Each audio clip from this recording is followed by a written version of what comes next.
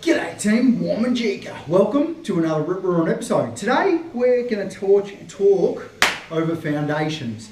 Foundations being the most important part of any house, what our homes are founded on, supported on, and then we build up from that.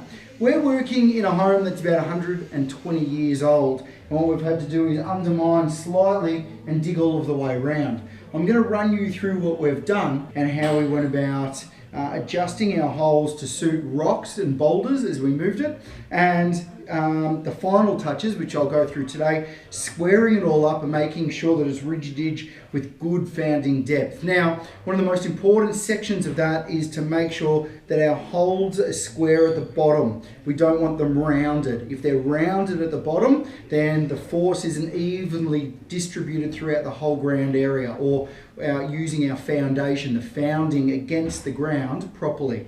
So what we want to do is make sure that we've got a really nice square edge and there's nice and neatly trimmed out.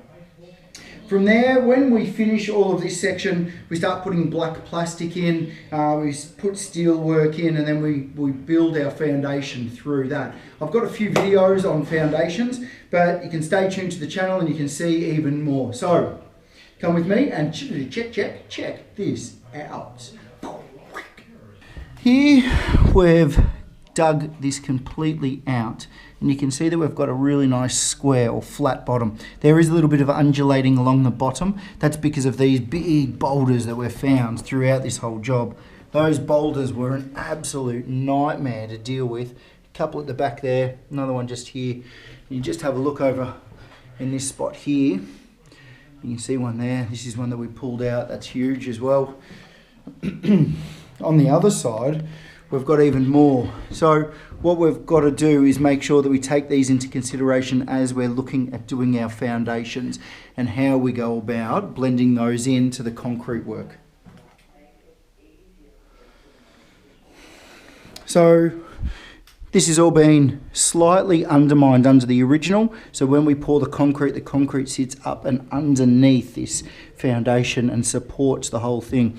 Any area that might be a little bit low, we can then put some structural grout into it, but that should pour out really well, very easily, as long as we're vibrating that as we go. Any pipes that come through, they will be lagged to make sure that there's movement on those. And again, nice and flat and even and square all the way through. Look at that, how beautiful.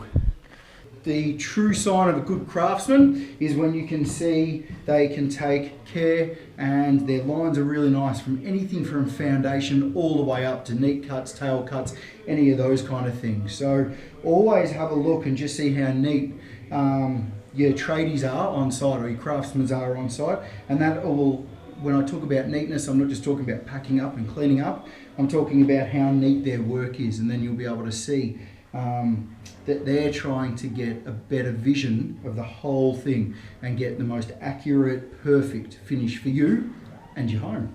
Thanks for watching. Any questions or queries about it, flick it over and I'll answer it for you best I can, whenever I can. Till then, thanks for watching, and like always, stay unreal but aren't peels. I'll see you in the soup.